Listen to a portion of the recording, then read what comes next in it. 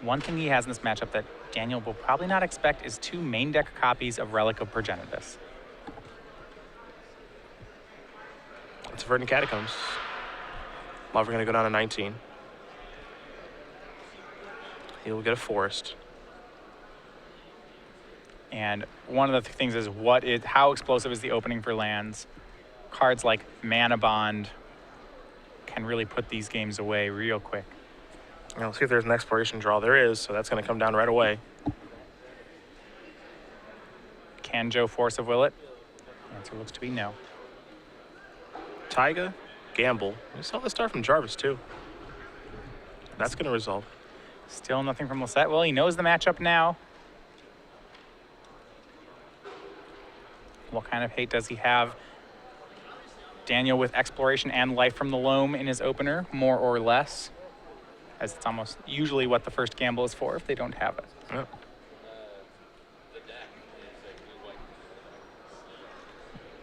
Well, let's see what Lawver will be discarding here from Gamble.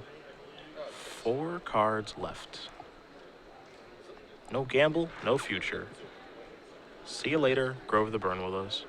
Yeah, and you know, it almost doesn't matter what he discards there. If he discards the Loam, he dredges it and casts it. If not, he gets to draw a card, and then he casts Loam and gets another land back. So everything ends up in the same place. There's a Taiga passing the turn back. Joe knows what he's up against right away, too. He knows, okay, you're playing lands. This isn't the first time I've played against this today. There's a Brainstorm in response to the Wasteland activation. So Lossett will get to take a look at 3 cards and place 2 back here in just a moment. And that's got to be the card he least wanted to see here. Exploration plus Loam is really powerful, but it gives Joe some turns. When coupled with some of the utility lands, in particular Wasteland, it can be backbreaking. Yep. Lawver can play 2 Wastelands this turn if he wants to. And by 2, we mean the same Wasteland twice. Yep. It's time to go Loamin'. Maybe. Yep. See, unless Joe has found a Force of Will off that Brainstorm, this is going to work. And it looks like it sticks. Yeah, I'd be surprised if he Force Willed this anyway, which he won't. Picked up 3 lands there. Verdant Catacombs, Grove of the Burn Willows, and a Wasteland here for Lawver. He'll play the Verdant Catacombs, sacrifice that, go down 18, dig a land out of his deck, and cast a gamble again. Lawver looking to be off to the races here with a second gamble. This is an aggressive play to get the second one. It is an insurance policy on Life from the Loam, but that said, he probably is not aware that Joe has main deck graveyard hate. Yep. We need to give this deck, let's get like, now I'm going to have to do a gather research on lands. That's what I'm going to do when I get home. But now I just want some spice. I want to get like a Dust Bowl in here. Dust Bowl's mean. Yeah. I want to find a little spice. Spin the die to Wasteland, to the bin. Get that back later, I guess. Yeah, once again, it hardly matters which card is picked. Looks like Joe does have a Relic in his hand, though, so he's trying to set that up. Here's a Flooded Strand. And my guess here is that Joe isn't going to play the Relic before he cracks it. There's a lot of surprise value in that Relic of Progenitus. And Daniel has not gotten... We don't know if he gambled for a second Life from the Loam. And so we saw with Jarvis, once they know about a Relic of Progenitus, you can get a second Life from the Loam and play around it. But we'll see whether Lawver's done that. I would be so surprised if Joe played that Relic and he didn't. 3 cards are going to get turned over here. Thespian Stage, Exploration, Expiration. So the cards that matter in the grave right now are the Stage, the Wasteland, and the Verdant Catacombs, as those can be targeted with Life from the Loam. There is Depths plus Stage. So well, a whole new problem here for Joe. Maybe he can take care of that graveyard. Maybe he can get the Life from the Loam, but Merit Lage is also a thing. Now, granted, Miracles is actually not that bad at dealing with Merit Lage. It has Swords to Plowshares. Yep. There's this like slight tension though right now for Joe because, you know, I imagine he would like to search for a Tundra there in case he draws Terminus or something. Well, I guess Terminus actually isn't going to answer the problem now, so I kind of take that back. I mean, he would open himself up a little bit to be able to maybe manipulate his deck for Terminus, but here's a Force of Will, which is interesting. But he wants to be able to probably Swords, Merit Lage, and remove the graveyard with Relic, and he can't do that. Yeah, I don't even know if he has the Swords to Plowshares in hand. I mean, now he's going to play Relic, remove that. Now Daniel knows that he has to watch out here. Yep. Daniel's going to make the big token. Yeah. Joe bluffing at least for the Swords to Plowshares leaves up a white mana. Makes it seem like he doesn't care at all. There's your 20/20. And the question is, can Joe answer it? Yeah, I see his Swords, I think, in the back of his hand. Swords. So here's the difficult part. If Joe plays Swords this turn, which it means he can't crack Relic. If he can't crack Relic, that means Lawver can cast another Life from the Loam and get back both Thespian Stage and Dark Depths. If Joe doesn't have a Force of Will, which Joe does. And this is one of the few times that I think we're going to see Joe actually Force of Will Life from the Loam. Absolutely. And there that is. He's trying to figure out what blue card he wants to remove. He's got a Vendilion Click and a Counterspell in his hand. He's going to remove V-Click and Force of Will Loam. What he's basically doing now is he says, Daniel, if you have another Loam, you can get some of that stuff back. But if your hand stinks, and I think it does. Lands' hands often are very bad. Yeah. I get to get your whole graveyard, your depths, your stages, and your Loam. Now there's Mana Bond. I don't think he cares about that at all. Nope. Nope, not at all. And now, once Daniel's graveyard is gone, take a look at that board. It stinks. This main deck Relic doing wonders again for Joe.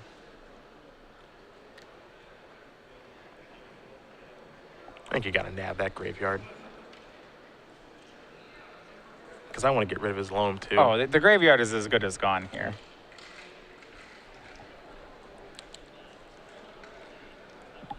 Yeah, there it goes.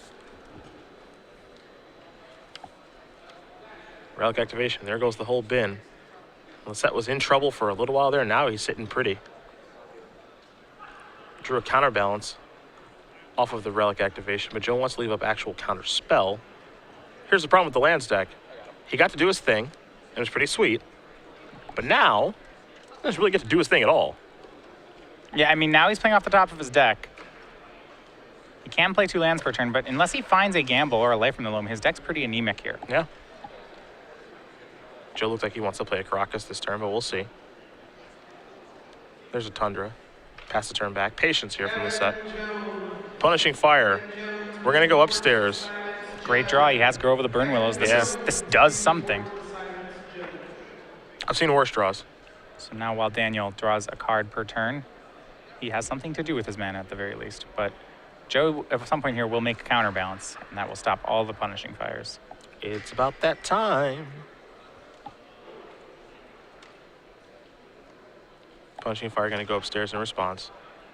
Put this at a little bit lower. Well, Lossett doesn't have Divining Top yet, so it's not lights out for Lawver. Lawver's going to return Punishing Fire. Once Joe gets a Divining Top and can start floating a 2 on top of his deck, that's when the game is going to end for Lawver. Daniel's at 38. Joe's at 16. There's a Tranquil Thicket. Going to cycle that. Pass the turn over to Lossett will draw. Okie dokie.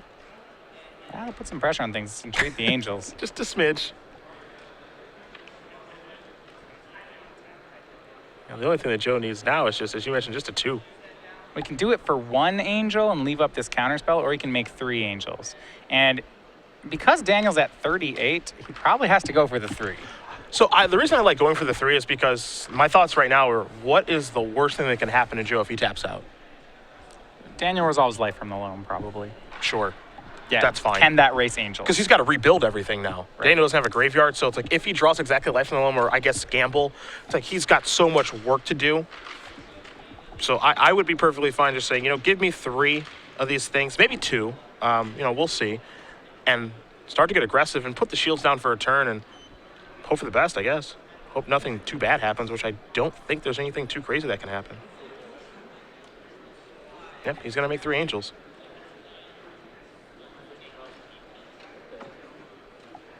Entreat's been a controversial card, in Miracles, but I've always liked it. Just for situations like this where it's just like, it's time for me to, change the pace of this thing and turn around and just winning it, really quick. I've always really liked that. Yeah, you've seen some of the Miracles versions without Entreat the Angels, but as it is much as it wants to be a pure control deck, just having this ability to make so much power out of nowhere, time and again helps the deck. Here's Punishing Fire. Trigger, Venser. Okay. Venser's a great safety net now, too. It's a counter spell for a turn, but that's probably all Joe will need. Well, and the reason, of course, is because he's got Caracas with the Venser, too. So it's just, now, like, how is Land's going to win, you know? Like, what is the worst thing that Daniel can do this turn where Joe just goes, okay, I'll Venser it. Like, are you going to make a 20-20? I'll Venser it. And this all comes back to that main deck Relic of Progenitus. Yep. It's a really good inclusion. It really, really is. Not for this matchup, but that inclusion has helped Joe twice today in the Lands matchup. Glacial Chasm going to go to the bin. This might be a loam, a Punishing Fire. Okay. So he's going to work his way towards killing one of these things. Yep, can kill an angel. He can use all 5 mana to cast Punishing Fire twice. Yep. But he can only do this every other turn because he only has 1 Grove of the Burn Willows. And now that Joe has Venser in his hand, this plan, Lawver's not going to be able to kill any more angels. He's just buying himself some time. There's a mountain. And pass the turn back. Counterspell and Venser in Joe's hand. Lawver reaching. Loam. Great draw. That's the card he needs. Trigger. Ugh. Well, Joe doesn't have the counterspell for it, but what he does have is no laughing matter here. It's another entreat. And this is an entreat that he can play next turn and actually leave counterspell up too, just if he wants to. Cycle Tranquil Thicket, Dredge Loam. 3 cards going to come here in just a second.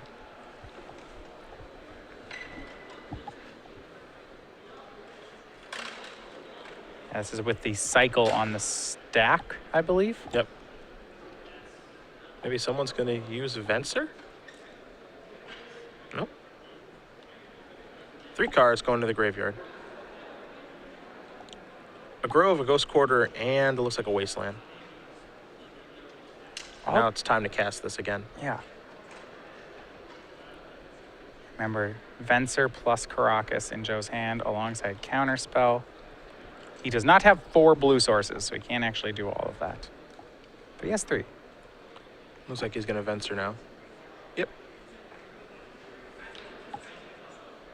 Yeah, just Venser your Loam, probably. Put Life from the Loam back in Lawver's hand. This is one of my favorite Magic cards of all time. Yeah, from Future Sight, Venser Shaper Savant. This is before he became a Planeswalker. Has so much utility. It's so cool. It can have a remand. At the same time, it can bounce a creature, and in fact, it can even bounce lands. Such a cool card. Draw a card. Entreat. For how many, Mr. Lossett? Well, he'd like to make it a turn. So right now, with 8, he's going to swing for 8. That'll put Lawver at the end of this turn to 22. He'd like to have enough angels that the next turn's attack is just lethal. So he'll need to deal 14 more, which means he'd like to entreat for at least 4 more angels. Yeah, this turn he gets to attack for 10. Oh, wait, the Venser, so he only needs 3 more angels. Yeah, so he gets to attack for 10, puts you to 20, and then 3 more angels. Makes it 22. Makes it 20, yeah. And that's exactly the number he makes. Yeah. Daniel drops to 20. And leaves Counterspell up.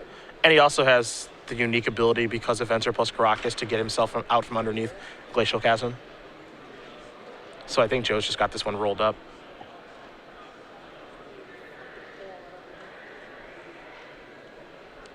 It does look good for Joe game 1. Yeah. 2 mana. Loam. It's interesting. This is in a matchup where it can really go both ways. It's these main deck relics, though, that are doing a number. Mm-hmm. Loam is going to resolve.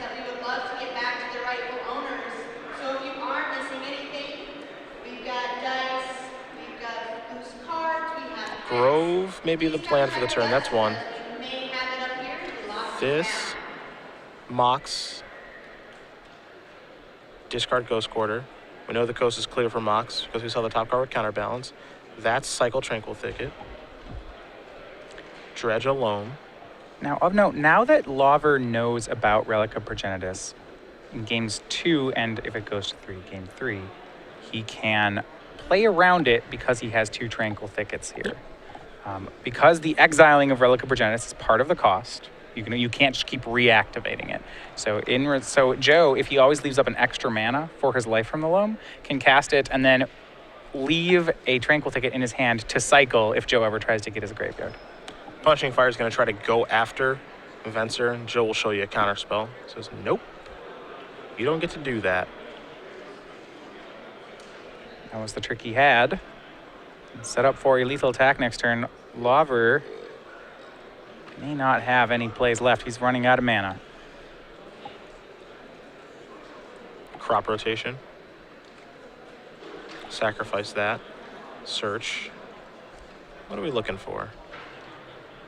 Wasteland. He's got to go to Wasteland to go after Caracas. This is good and all, except that Joe's attack's lethal here. Well, what he's going to do is he's going to Wasteland the Caracas, trigger the mana bond, put all of his lands in his hand and play. All right, That's and so, okay. And one of those lands is Glacial Chasm, so he'll be able to turtle up a little bit. So we may not be done just yet. No, not yet. Not yet. Yeah, gets Glacial Chasm into play. Glacial Chasm, it's a particularly interesting weapon available to these lands decks. Now, there are some good and some bad here. You know, Community Upkeep, 2 life, so 2, then 4, then more. Well, that's fine, because Lawver actually is at 20. Yeah. You know, he gained plenty from that Swords to Plowshares on Merit Lage. So maybe speaking too soon here. Lawver has a shot. And just, of course, you can't attack. All damage dealt to you is reduced to 0. So, you know, he doesn't take any damage if Joe were to attack. He's going to pay the upkeep. Yeah. Cumulative Upkeep now does the die is now actually age counters placed on cumulative upkeep cards. Joe going to take a look at the graveyard here. Joe is just saying to himself, hey, can I get a 2 on top of my deck? So that my opponent can't do anything? That would make this a lot easier. Looks like Daniel did draw for the turn. Interesting. There's a click. Take a look at the top card, perhaps. Well, he'll get that Life from the Loam out of Daniel's hand. Might be in the draw step they were actually doing this, so either way. Right, because the Life from the Loam was actually left in Daniel's hand, so he's going to have to find another Life from the Loam if he wants to get the engine running again. That said, he does have Punishing Fire and Grove of the Burn Willows, so he can go to work on either Joe's life total, or at least if he wants to, or maybe some of his creatures. Most Miracles decks play multiple Caracas, so it probably is worth it for Daniel to get rid of this Vendilion Click and Venser as soon as possible, in case Joe draws a second copy, which he does play. On Joe's side, he's just trying to find a way to set up a counterbalance on 2. Just see the 2 Punishing Fires returned from graveyard to hand for Lawver.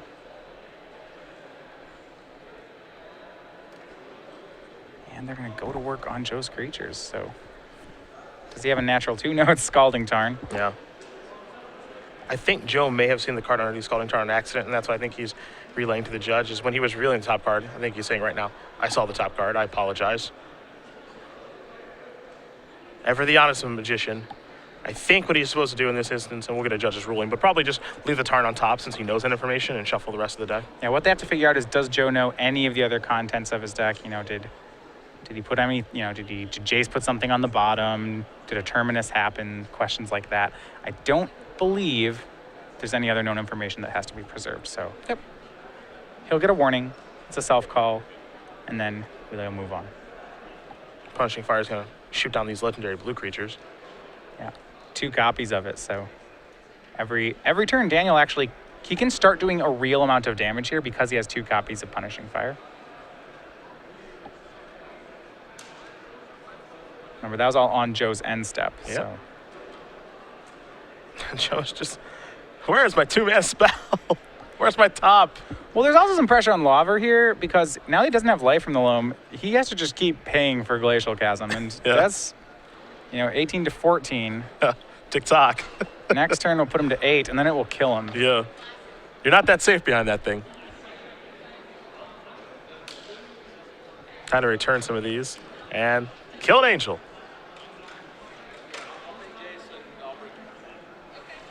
He's doing this main phase while he knows the top card of Joe's deck is not a 2. Yep. There's Maze of Ith. All right, that's an answer to an angel. Joe will draw the Tarn. We all know it. There's that. Mystery Tarn card on top. is not terrible with counterbalance because it lets him reset the counterbalance. Yep. Tick up. Yeah, so Daniel goes to 8. He's a little short on being able to deal with these angels. He can Punishing Fire another one, Maze and 1, but then it's still 8 power on the board, so he's still dead next turn no matter how he plays it, as of right now. Pick him up. Thanks to the Grove. Pachoo! Shoot 1. We revealed 2 counterbalance, revealing the second one. Island. Yep. I like that by Joe, too. That's actually, it's like super subtle, but it's smart. It's like, yeah, of course you let the first one resolve. And then if you counter the second one, it's great, because if you counter the first one, he won't cast the second one. So how it actually works, all right, he's got a chance here.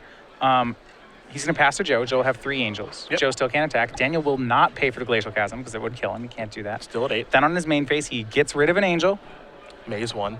Maze 1, take 4. The next turn, get rid of the last angel. Cross your fingers that nothing went wrong in the meantime, because Yeah. a lot of things could have messed up there. Hope Joe never draws a 2-mana spell. Yeah, I hope that he never gets a Divining Top or a 2 off a counterbalance, or just any counter spell would do it. Yep. There are a number of draws Joe could have that mess this up. See Joe cracking Scalding Tarn once, a redraw there. He drew a 2. He drew another counterbalance. Yep. And I think his last card is a Brainstorm, so Joe actually should be safe here. He can put the counterbalance on top and counter Punishing Fire. If it's a Brainstorm, he's good to go. Pay again. Return him. Shoot 1. Yep. Yeah, and this is a situation much like last time. You don't make a move. Shoot again. Trigger. Yeah. Cast Brainstorm. You see Lawver Yeah, just he going knows. like, I can't do anything. So resolve, flip. And there you Counter. have that counters the Punishing Fire. Yes, So Joe sir. Lossett takes game 1 off Daniel Lawver. Miracles is up a game here over land, so we take a look at the sideboard here. And we talked briefly about Daniel's sideboard. It's a little funky here with an Ancient Tomb, or an additional copy of Rashadan Port, a Pajuka Bog, a Mishra's Factory, an Ancient Grudge, a Fling, 3 Crows and Grips, 3 Primeval Titans, a Blasphemous Act, an Emrakul the Ant's Torn, and a Caracas. Give me those Crows and Grips, and actually give me those Primeval Titans. Crows and Grip's great. Gets rid of counterbalance. And Divining Top. Fling's not bad against Swords to Plowshares. It could work. It can still be countered, so I'm not sure he wants that. Primeval Titan? Sure. I want There's it. time. I want a Titan. That's all. I just know what I want. I want a big 6/6. It's probably pretty hard for Joe to actually beat, especially if he doesn't know they're coming. So I think he'd be okay in this matchup. And I want the additional port too, but I think that part's pretty obvious. Yeah, so he wants the additional Rashadan Port. He can cut some cards. Maze of Ith, not particularly good here. Most of his non-mana producers can go. So, yeah, the mazes, the Tabernacle at Pendrell Vale, not particularly relevant here, though it's good against... It's not good enough, I think, against Entreat the Angels for him to want to board it in. Well, what do we got on Joe's side? Well, as we saw last time, Joe's main deck has these Relic of Progenitus, which are great, but his sideboard's actually a little weak for the lands matchup. He has additional counter magic. He has another copy of Counter Spell. He has a Pithing Needle. He has a Venser, another Venser he can use here, but really it's just some counter spells. Flusterstorm here, that's can snag a life from the loam, so it's probably good, but not too much.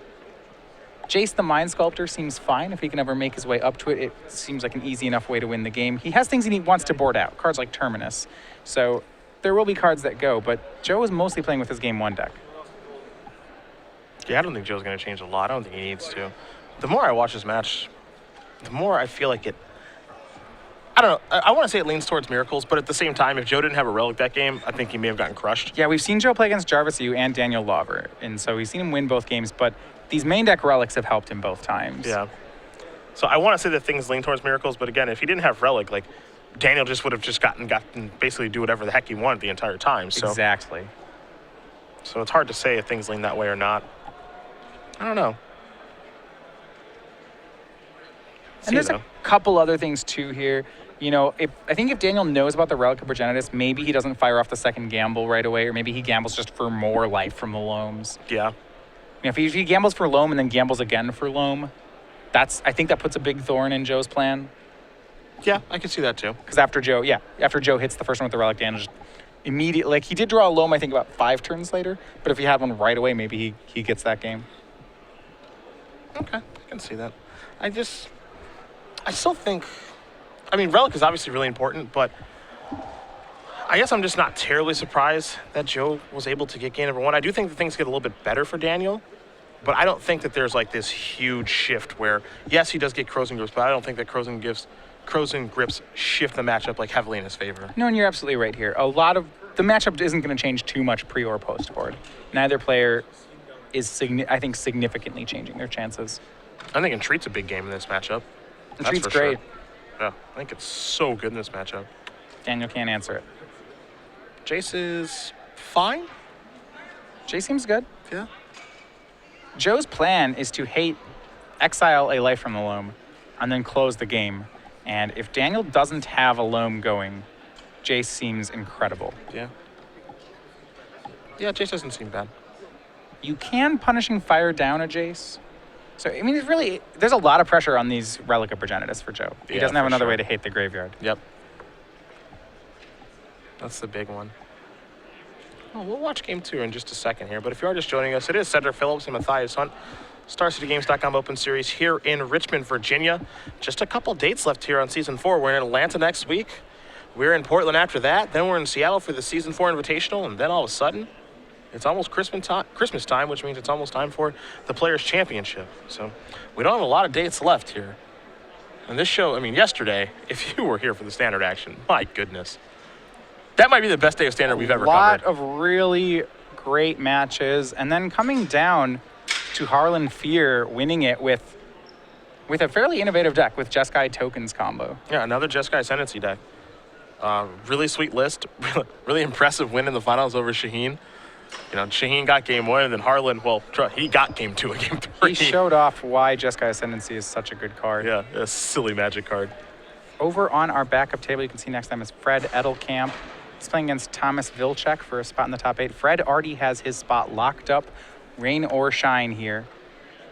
Well, Fred's walking away. I don't know who got the match there. Maybe we can get the result. We'll let you know. Tomas needing a win, though. Sure. Lawver taking a mulligan here. See if he likes the 6 cards he's looking at. Lance is a deck that mulligans very well. Yeah. It's not really operating on the same axis of drawing cards as. And it's a Thespian stage. I that's not good. I wouldn't be thrilled with that start. It's not a mana bond. It's not an exploration. And it's not a colored mana source. Yeah. Now Joe has to be a little bit careful how he wants to lead out. He's going to start with the plains on the top. So update there. Tomas Vilcek winning. So that should put him and Fred Edelkamp into the top 8. Okay. There's a Ghost Quarter. Pass the turn back. Yeah, we are in colorless mana territory here. Joe's going to spin the top on his upkeep. Make sure his draw's good. Consult the Gripper. You do see a copy of Hydroblast over there. There's also a Tundra. Looks like a Jace, too. He's happy. We'll draw a card. Counterbalances what he's found. Arid Mesa. Also in hand. There is a Mesa. Pass the turn back. Lawver will draw.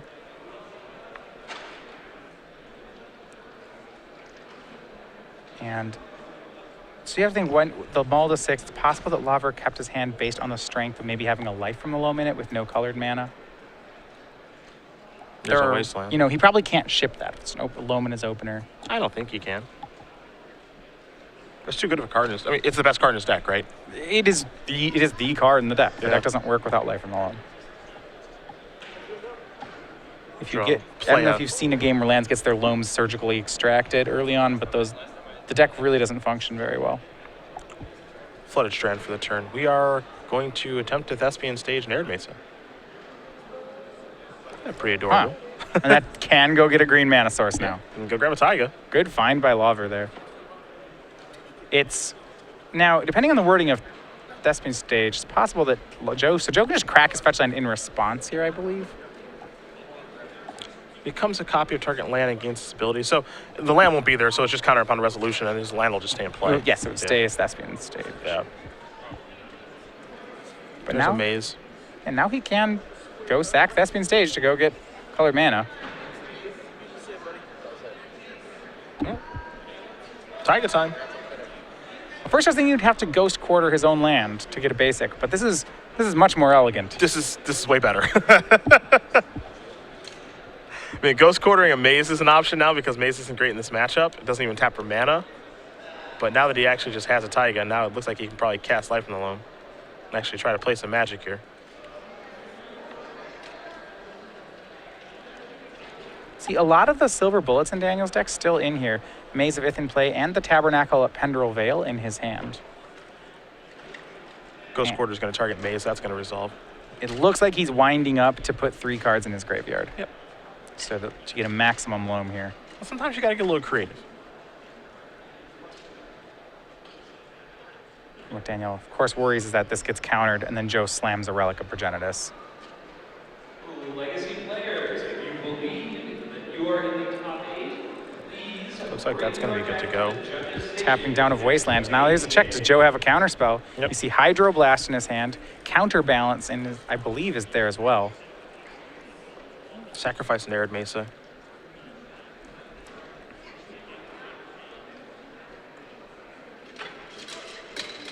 Joe gonna go digging.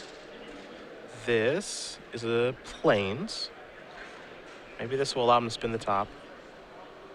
See if he's got something else in mind, perhaps.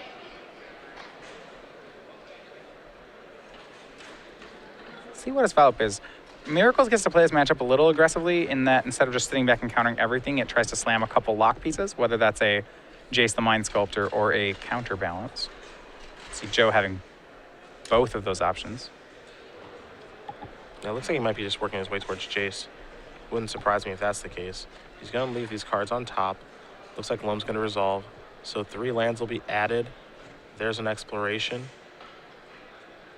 which means that Lawver gets to play another land if this does resolve, which it does. There's a Ghost Quarter. Joe only has 2 planes in his deck. If Lawver Ghost Quarters this planes, he can force Joe to get a different basic. I wonder if he knows that, though. He's going to sacrifice the Flooded Strand. Will Lossett probably search a basic island here. Well, here's what Lawver can do. So Joe gets counterbalance going, and the question then will be is how fast can Joe find a 2 to put on top of his deck? Because every turn he doesn't find that 2. Lawver gets to cast Life from the Loam, getting back Wastelands and Ghost Quarters, and he can just go to town on Joe's mana. Yep, and there's basically nothing Joe can do about it.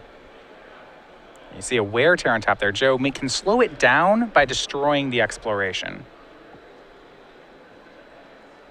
But he needs to be proactive. He needs to lock out Daniel because if they both sit back, Daniel does have the advantage. Yep. There's a land. This is a counterbalance. There's some protection, actually. Joe has a copy of Pithing Needle in his hand, so he can stop maybe one of those 2. Looks like he's going to deploy one. Maybe. Little unsure. He's more sure now. There is Pithing Needle. See, it's going to be one of the utility lands that Lawver has. Ghost Quarter and Wasteland are the 2 obvious ones, as they're both in play. He could get a little spicy. Yeah, there's a stage. There's a stage in Lawver's hand. Yeah, he's going to name Ghost Quarter. Shut that down. That means Joe's basics will at least be safe. The non-basics, however. Well, that's a different story. Yeah. Joe plays enough basics that should be fine. He has 5 islands, 2 plains, and a mountain, so 8 total basics. Well, that's the draw to the deck. Well, part of the draw to the deck is that you do get to play so many basics. So you don't have to worry about Wasteland very much. Rarely do you lose a game to a Wasteland Stifle-esque draw. That is so rare for this sort of deck. Daniel judging there. The top card of his deck that turn was Krosan Grip.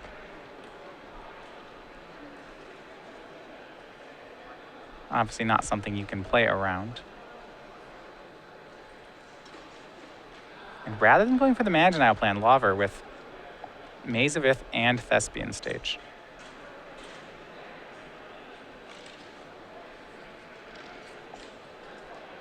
And here's an interesting one. Daniel passes the turn. Joe spins top on end step. In response, Daniel's casting Crop Rotation. Wear Tear. Joe's going to try to blind flip, and it does. Wear Tear counters it as it is a 1-mana spell. Probably not as blind as you think. Wear Tear is a pretty good catch-all to have on top of your deck. It's a 1 and a 2. Yeah, against this deck, that's like the card you float. It counters everything, right? Yeah, counters everything. Well, it doesn't counter Mox Diamond. Great. You can have that. So Daniel is done casting spells not named Krosan Grip. Or Primeval Titan. He could make Primeval Titan. Boom. Who sees that one coming? Gonna wasteland the non-basic. We're going Joe's way now. Brainstorm the draw. Flooded Strand gonna come into play. That can search for a basic island, but I don't think Joe wants to fetch if he's got Wear Tear on the top No, of his deck. the Wear Tear seems like cheating with this, It really with this does. counterbalance. It But really you does. have to pick a number. You can't just have all of them. I'll reveal Wear. Fine, I'll reveal Tear. What is it? There's the unglued card. That's 5 split cards. Oh Put yeah, that who, on what, top. where, when, why. Yeah, you can just counter everything. Good luck.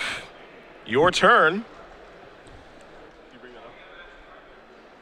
Just be Let's get that. Let's get yeah, that in a yeah. All counterbalance right. deck. Yeah, I mean, I don't know how many of the mana costs we cover there, but it's gonna be a lot of them.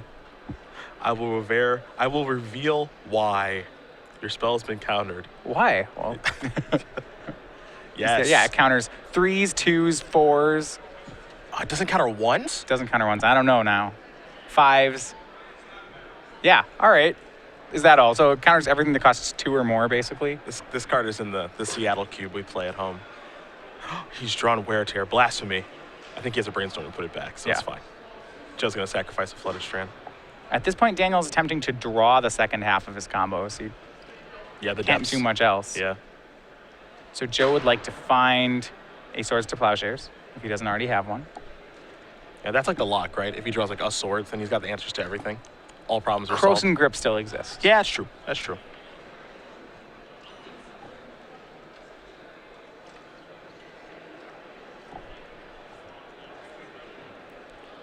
And Joe, though, going to try to stop.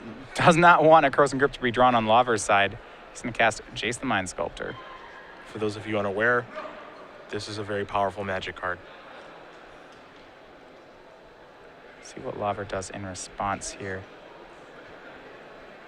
He's going to play a Punishing Fire, going after Jace, most likely.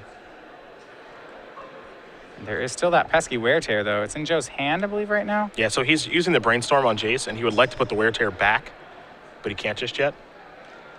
So Joe is going to sacrifice. Yeah, this is on the stack, so we have the Brainstorm happening, Punishing Fire's in response to that, and now we're in response to Punishing Fire. Yep. Basic Island. Joe's going to put a 2 on top to counter the Punishing Fire. That is our assumption. There's never... okay, take it back. I was going to say there's never a time that I feel like Miracles can't win. The only time I actually feel it was when they play against 12 Post, which is like a cruel joke.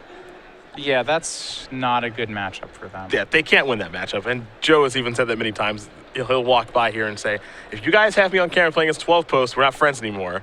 And that actually did happen in Oakland a couple weeks back. But that said, as Jace is going to go down to 1, I always feel like when I'm watching Miracles, they always have a shot Yeah. to beat whatever they're playing against. Like that's part of the appeal. Well, their answers are very generic, right? Countertop's good against every strategy if you can get it going. So Miracles, it always has that. You can draw a counter, Divine Top into counterbalance, turns 1 and 2, and that's going to be good against decks that play spells, which is, I guess, like everything but Dredge. And it's not even that bad there. That's something I just always liked about this deck is at least you can say they've always got a shot to win. Like it doesn't feel like they ever have an overwhelming advantage. I guess, when they're in this position, it feels like it's hopeless, but you have to do a lot of work to get to this position. Right, Jace in play, countertop going on. Daniel's going to have to try to break this lock this turn. If he doesn't get there this turn, he's probably never getting there. Yeah, here's a loam. Daniel has to announce his targets before this spell resolves. Sorry about that wham jam. Still the 2 and 1 on top. It's split counters with counterbalance. Yeah, you see Daniel. What am I supposed to do? I can't do anything. Joe gonna spin top, make sure he doesn't draw a Wear Tear. Yeah, lands great against most of the creature-based decks, but as you see these Miracles and Stoneblade decks moving more and more toward control side of the spectrum, they get harder. This gets harder, especially the card Counterbalance is tough for lands. Yeah, I wouldn't be surprised now if Joe's plan is to float the Wear Tear the entire time and just take up Jason Fate Seal him. Yeah, I think that's what he's gonna do. Like the top cards, there's so much dead air. As long as the in card's Daniel's not deck. Croson Grip, that's great then. Yeah, it's like if it's not Grip or if it's not Dark Depths, I think that might be it. Yeah.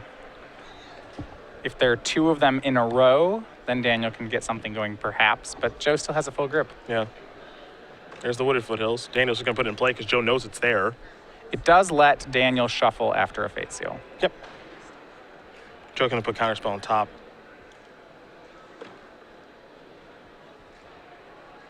And we're going to go back toward Joe. Jace slowly Fate Seals away the game. Dark Depths.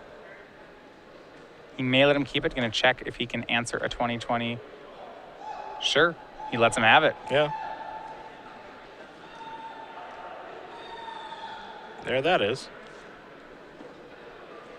Doesn't care, clearly. Yeah, what is the answer he has in hand? Well, he has a Crocus in his hand, which Okay. takes care of it because it's a legendary token. Sure. So that's one way. Okay, well, he has the swords too, so. Problem solved. Draw the swords. What's he great? He can get 1,000,000 life, right? By all means. Absolutely. There's Caracas. So that takes care of the 2020 problem. Now he does have to make sure that Daniel doesn't draw a wasteland here. He still has the swords as insurance. Yeah. Yeah, this is the nice thing, right? Because now what Joe starts doing here is he starts walking around the house, closing all the windows, making sure there's no way for Daniel to get back into the game. Joe's going to Fate Seal a card of his deck to the bottom.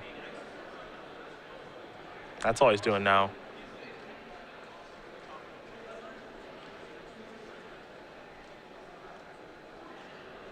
And how can Daniel break out? He gets a chance here to crack a fetch land and get a random card instead of the one that Joe chooses to give him. Oh, don't forget, the last turn, Joe Fate Sealed himself and put the top card to the bottom. So Daniel gets to draw a mystery card. So no reason to crack the fetch just yet, though. There's Joe's graveyard. Boom. Get it right out. The Bajuka Bog in the house. Time to spin it. Just going to keep floating. Going to draw a land. Wear Tear is going to be on top of the deck. Wear Tear is the hardest of locks.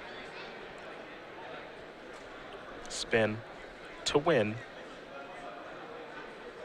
Joe looks like he's going to put Jace on top. Fate Seal himself. So he just wants to keep going through his deck now. He doesn't even... This is a loud sign that Joe doesn't care what his opponent draws if he's Fate Sealing himself. Yeah. He can't think of a card that Daniel could draw that he would care about. Yeah. There's a Wasteland that takes care of Caracas, but again, we know that Joe has swords in his hand, so the Dark Depths token is taken care of. Brainstorm's going to be the draw now. I mean, Daniel will try for this.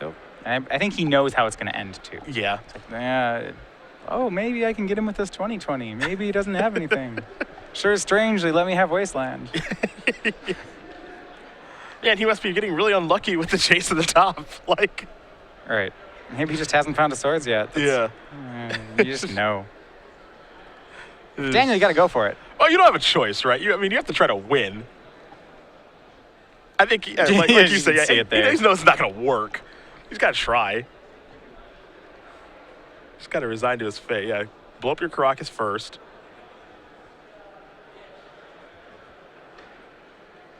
Now I activate my Thespian stage, copy Dark Depths, and do this whole song and dance. So he'll get his 2020 token out briefly. Lose both of these. And Joe will go reaching. I mean, Joe might even have like a Venser here or something. I don't know. 3 mana. A Vendilion Click. Okay. See a Punishing Fire and an Exploration. Get a little creative. Yeah, there's a Swords. He didn't. Oh, yeah. Okay. Yeah. He did tap okay for Yeah. that. Well, Daniel's up to 39 now, so, Lucky him. yeah. But that's not how Joe was winning anyway. That's 39. So much life. Ugh, 38. Never mind. It's kind of in the story of our bubble rounds. Lots of life points. Yeah, yesterday. Yesterday was, like it wasn't. 50? It was 55 Yeah. yesterday. So That's a lot. this is just a mere 38 on Daniel Lawver's side. So this win for Joe will move him to 8-1. It actually should put him at Number one? the number 2 seed. Number Actually. 2? There were no draws last round, so Mark Koenig, he's the sole undefeated player, will, no matter what his result is, he's going to be in sole possession first. Given the beats.